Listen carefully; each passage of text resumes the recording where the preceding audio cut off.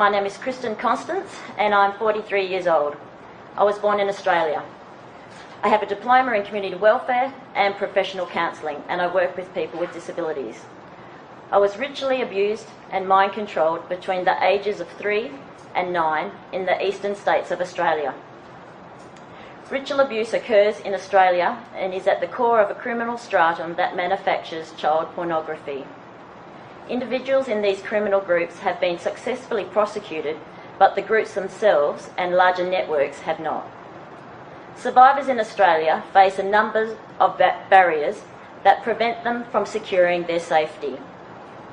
A former New South Wales policeman who investigated ritual abuse cases said, "As soon as you find someone willing to talk, and they want to talk, they could end up at the bottom of the harbour." There are few effective services available for ritual abuse survivors in Australia. There is also little recognition of ritual abuse by law enforcement and government agencies. Although Australia has recognised ritual abuse as a legitimate reason to gain refugee status, it could only boast a handful of court prosecutions that can prove the link between child sexual abuse and devil worship. Ritual abuse includes satanic ritual abuse, but is not limited to only that. In 1998, the Australian Refugee Tribunal accepted a German ritual abuse survivor as a refugee. The tribunal stated, quote, that the German government has been ineffective in stopping their illegal activities, unquote. Perhaps ritual abuse only takes place in other countries. A survey in Melbourne, Australia, identified 153 cases of ritual abuse between 1985 and 1995. 98 social workers, psychologists and counsellors contributed to this survey. 38 people from Australia filled out the extreme abuse survey. 55% of them reported ritual abuse and mind control. I was one of them. Michael Salter, who wrote a chapter in ritual abuse in the 21st century, has just completed a PhD last year. The title of his work is Adult Accounts of Organised Child Sexual Abuse in Australia. In his study, he interviews 15 ritual abuse survivors, and I was one of them. In the interview that was conducted, I describe in more detail the process of colour programming under a pseudonym. I interviewed a reputable psychologist in Australia who has worked with survivors over a 20-year period. She has seen approximately 20 clients who say they have been ritually abused and mind controlled. Out of those 20 survivors, 2 of them have allegedly been abused by Freemasons. My grandfather was a 33rd degree Mason who belonged to several Masonic lodges. He and my grandmother founded a chapter of the Order of the Eastern Star in the suburbs of Sydney. I have been in therapy for 20 years now, 16 with my present therapist. The most difficult part of my recovery has been healing from a left-right colour program split that regularly dissociates me. I started having trouble with my memory in my second year of studying nursing when I was 18, and I could not pass my exams. I started remembering incest when I was 24, and the ritual abuse and mind control not long after that. I have been hospitalised on 3 occasions. On my first time in the psychiatric ward of one of the major teaching hospitals on the west coast of Australia, I was diagnosed with having a brief reactive psychosis, Hashimoto's hypothyroidism, and an abnormal EEG indicative of temporal lobe epilepsy. I had forgotten to eat or drink that day, and I could not stop crying, and I drove myself to hospital.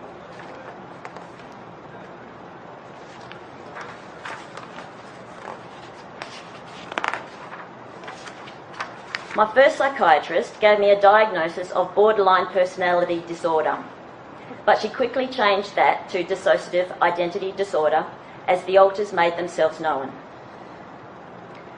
Not long after the diagnosis, I tried to commit suicide in a park opposite a Masonic building. I survived taking 3 bottles of pills. I swallowed a bottle of anti-anxieties, a packet of antidepressants, and a bottle of antipsychotics. I did not even go to sleep. I consider myself lucky because my family moved from the east coast to the west coast of Australia when I was 9, and as a result, the ritual abuse by cult members stopped. Other types of abuse continued, but being taken in the middle of the night to attend rituals stopped. My sister, who is 7 years older than me, also has memories of ritual abuse. One day when I was 26, she asked me if I remembered the underground chambers. I replied yes. She then asked if I remembered the children crying. I said no, but I know they were there in the other rooms. My sister does not remember as much as I, but I am sure she has a lot more damage than me. She did not leave the east coast of Australia until she was 16. My sister believes that she has been through a process which Scientologists call PDH, or pain drug hypnosis. She believes that some organisations use the technique of applying pain with drugs accompanied with hypnotic suggestions. These suggestions or commands are also known as implants. Scientologists have been describing this process since the 1950s. When my sister has had sessions on the galvanic skin response monitor, or e-meter, that Scientologists use, she had readings that suggested she has experienced hypnosis in her past. The skin response monitor is basically a biofeedback machine that gives instant feedback of a client's state of relaxation and immediate emotional reactions. Just before coming to the conference, my sister said she had read positive on the e-meter to memories of being raped on the altar, having electric shock treatment, seeing men in black robes, and being forced to drink blood and eat human feces. I also consider myself lucky because 17 years ago, when I confronted my mother and father with the ritual abuse, my mother said she was not involved with that. But here is the suitcase of your grandfather's Masonic paraphernalia. She has apologised for not being a good mother to me. I think this is the closest acknowledgement of the abuse I will get. This suitcase has confirmed so much for me. It has copies of passwords, hand signals, and ritual information for the Freemasons, along with aprons, jewels, and medals that my grandfather and grandmother wore at meetings. I had remembered the colours of the star, and my altars coincided with the points of the star. I felt like I had found the key. On the Order of the Eastern Star emblem, red is on the top left point of the star, and blue is on the top right point. In my mind, red had control of the left side of my body, and blue had control of the right side of my body. The emblem was found on paraphernalia that could be found throughout my grandfather's house. I have integrated 26 personalities during my years in therapy. I only have 2 left that are being stubborn and demand more answers before they integrate. I have integrated animal alters, which were mostly cats and tigers. My animal alters helped me survive basic life and death situations. My tigers supported me during starvation and imprisonment. My left red split took all the pain, and my right blue split was strong and continued to get stronger. I still have many unanswered questions about my abuse, and hence my need to travel to find more information. During the height of my disability, I could not work for over 10 years, but now I am working full-time in the disability field.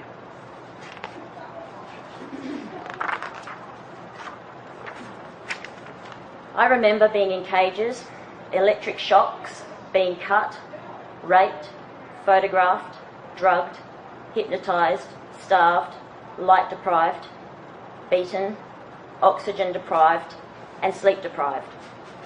I have been put in coffins with spiders. I have participated in rituals inside halls and in outside bush settings. I have been tied to altars. I have participated in mock births and deaths. I remember trapdoors in halls and have been taken numerous times in the middle of the night to attend rituals. I have been cut, pricked, and pierced for bloodletting to be used in rituals. I have sustained type 4 damage of female genital mutilation, which is the least kind of damage that can be sustained, according to the World Health Organization. The colour programming I went through took place in underground chambers. Each room had a different colour, and different programming was perpetrated in them.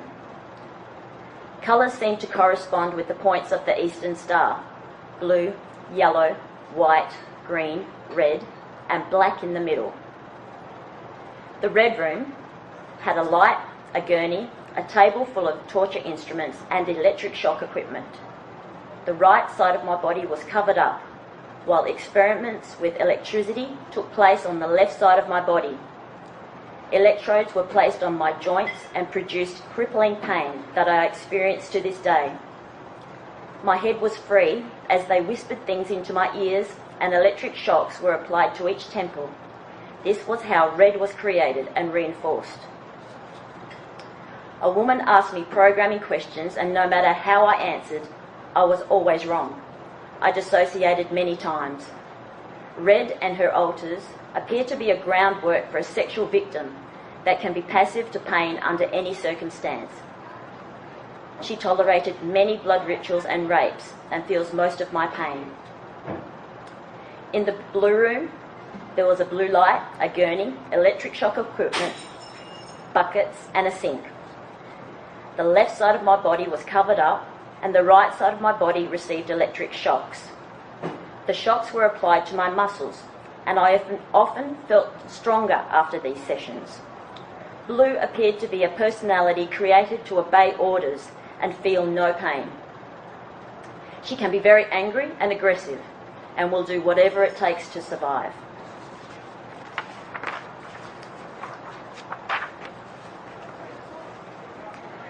I feel mostly programmed as these two colours, and my sister feels more programmed as white. I do not understand what they were trying to achieve with a left red and a right blue colour split, but I hope to find more answers. I became aware of the red-blue split early in my therapy, near 20 years ago. As I became more co-conscious through therapy, I came to understand how they controlled each side of the body. I have researched 5 sources of information from survivors who have been colour programmed. There are strong similarities between the colours. Blue is described as protective, does not experience pain, does not get hurt, strong and sometimes military. Red is described as sexually abused, participating in blood rituals, and used as a sex slave.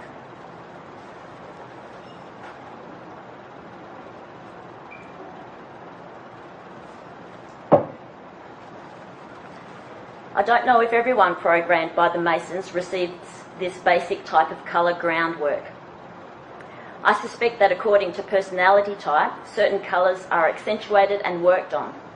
Perhaps order of birth has some influence over which colour is accentuated. I don't understand what they were trying to do or what they were trying to create. I tend to wonder about what their master plan was meant to be. Red experiences pain from my left ankle, knee, hip, elbow, ear and eye, and left temporal lobe. When I have been triggered, I end up curled up in front of the heater on my left side, in pain. I experience my right blue side as unaffected by the abuse. I don't have as many nightmares as I used to, but I am still having sleeping problems. I have not been able to sustain many relationships, but I am proud of an ever-growing circle of friends. I have never wanted children. I have always wondered why people would want to bring children into this world. I assumed all children would be hurt and have chosen not to have any. The methods that have helped me the most in my healing include Gestalt therapy, massage and exercise. I am doing a lot of walking and cross-training at the moment, so both sides of my brain can learn to work together. It seems a very long process for both my left and right hemispheres to learn to communicate and coordinate together. The left side of my body has sustained a lot of injury. My brain seems willing to sacrifice the left side of me for my ultimate survival.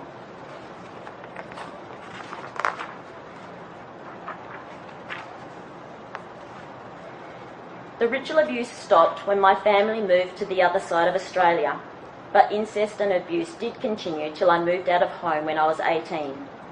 My father is alcoholic and my mother continues to live in denial, although she will answer my questions when she can. My sister continues to struggle with her mental health. Today I continue to work as a disability support worker and my therapy is coming to a close. I have come to the realisation that I may never be fully integrated, but co-consciousness has helped me achieve many goals that I never thought possible, like attending this conference. My greatest achievement has been pure survival, and anything that happens now is a bonus. Thank you for listening to my story, and I will now show you some slides. Some of the slides may be triggering, so please take care of yourself. The first slides are some of the objects and documents from the infamous suitcase I inherited, and the later slides show my representation of the underground chambers that abuse took place in.